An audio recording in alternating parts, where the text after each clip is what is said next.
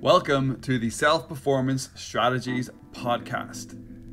Unlocking the secrets of self-performance so you can improve mentally, emotionally, and physically. The goal of this podcast is to help you create more freedom of time, money, and purpose. My name is Stephen, and I am your host. I believe there is always an easier way, and I am here to help you find it. Let's jump in to the SPS podcast. Welcome to the second episode of the Self-Performance Strategies podcast. In this episode, we're going to be discussing one of my favorite mental models, one of my favorite processes that I use quite regularly in my life, and that is the 80-20 rule. Now, the reason why I wanted to talk about this is I have a belief or an opinion that a lot of people get this rule, this idea, the Pietro principle. I think that's how you pronounce it. My Italian might be off, the Italian mathematician or engineer who came up with it. But the 80-20 rule is something that people talk about a lot. You hear it being bounced around all the time. Consultants, people on Twitter, LinkedIn, everybody's like 80-20, 80-20, 80-20. But if you actually do a little bit of research into the model, books by Richard Koch, who wrote the 80-20 Manager and a bunch of other 80-20 books, you actually start to realize that a lot of people just don't get into the depth that they should with the rule. And that's why in this episode, in the second episode of this podcast, I wanted to talk about one of my favorite models, and I wanted to really break it down and give you what I feel like is the in-depth ideas behind the 80-20 and how to use it properly. Now, with all my podcasts, I like to start off with a quote to frame what we're talking about. I will be using Richard Koch. Again, apologies if I'm butchering his name, for the quote. And he says, the way to create something great is to create something simple. Now, that really frames the 80-20 principle for me because it is a very, very simple model. And it can create great results if you use it properly. Now, I've called this principle the lazy principle, because one of my goals in life is to do less work but achieve better results. Why? Because I want a successful and efficient life. Many people think they have to work harder to be successful. You know, you might be working 40 hours a week and you're thinking, well, to earn more money, I might just work 60 and that might increase my wage a little bit, or I might get more sales, or I might get promoted because I'm putting more effort in. But I've always found that math is not that appealing to me. That math of having to work longer hours to get a smaller gain, it's not great. I've been there before in my life working commission sales and thinking that was the way out. And that is 2x thinking.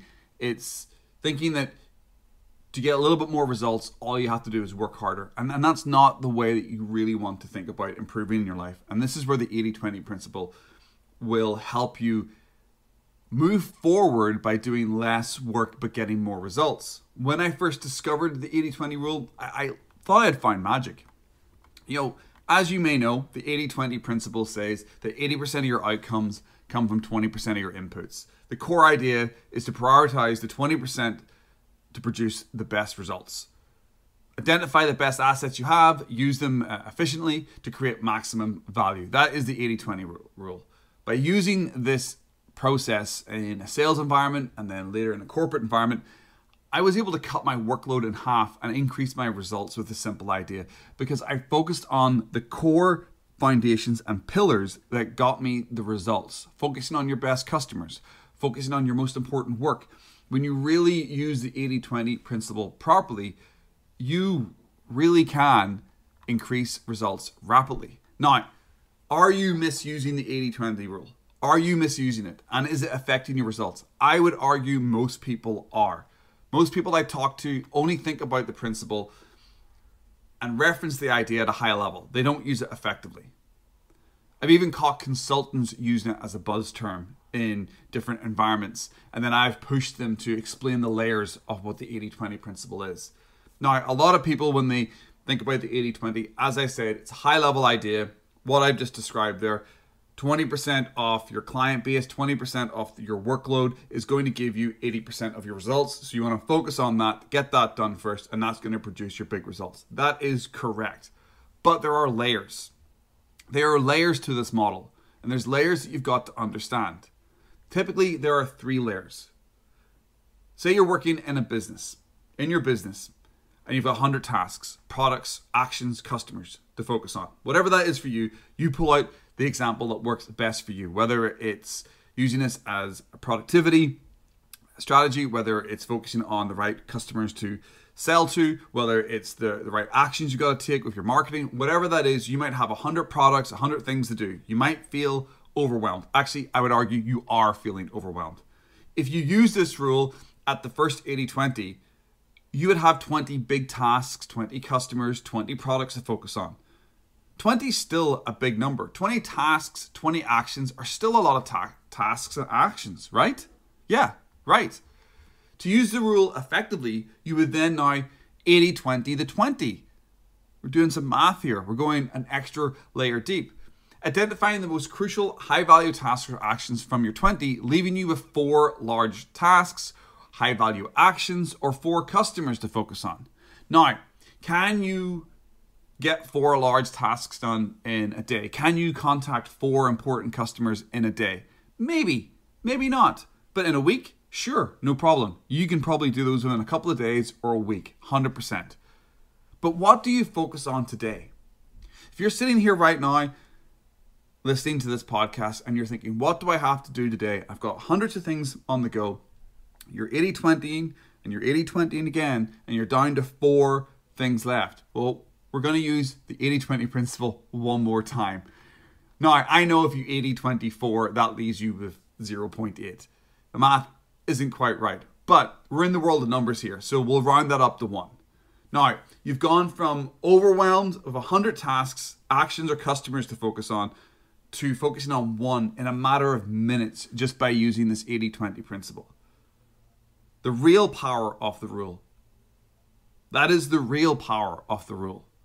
It allows you to narrow in on the most important work that you have to do right now. And that is something that the majority of people don't do. And that's not how people use the 80-20 principle. A lot of people, as I said, going back to what I mentioned, a lot of people just use it 1 layer deep and they're left with 20 things. I can't get 20 big things done in a week. I can't speak to 20 important customers in a week. I can't focus on 20 products in a week. Maybe 10, maybe 15, but not 20. So even using these types of models, if you're not using them right, you're not actually getting out of overwhelm. You're not actually getting out of frustration. You're not actually preventing procrastination. You might be narrowing in a little bit and you might hit the odd target from time to time and you'll say to your friends, well, I use the 80-20 rule.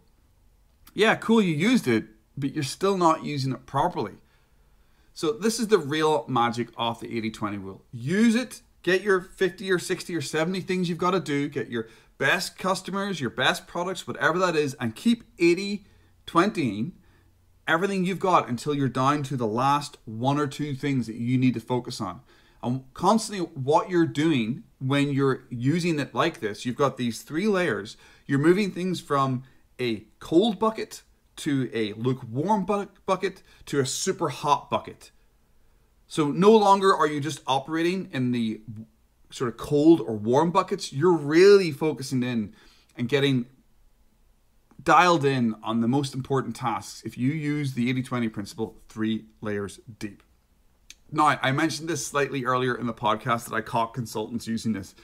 And that is one thing that ticks me off in the corporate world, on Twitter, on LinkedIn, is you hear a lot of people using buzzwords all the time because they're in trend. Now, I know 80-20 was really trendy a couple of years ago. You still see people talking about it all the time. But one thing I want to remind people is 90% of buzzword heavy people don't actually understand the principles behind what they're talking about. Remember to talk less jargon and to focus on pumping out results. If you're using the 80-20 principle properly, you know that it goes more than 1 or 2 layers deep. You know that it can go 3 or 4 layers deep depending on the number of activities, products, or customers you're focusing on. Now, with this information, I want you to go out and I want you to 80-20 your 80-20 and then 80-20 your 80-20 so you can get real clarity on your next steps. You can get real clarity on that customer you've got to call. You can get real clarity on the work that you've got to do. Please go out and use the 80-20 principle properly. I will be deeply appreciated if you do. Thanks very much for joining me for this week's episode of the Self-Performance Strategies podcast. Each week I want to bring you ideas and actions that you can take immediately that will help you create an easier way in your life. And if you use the 80-20 principle properly, it will help you get the results that you want faster and with more ease.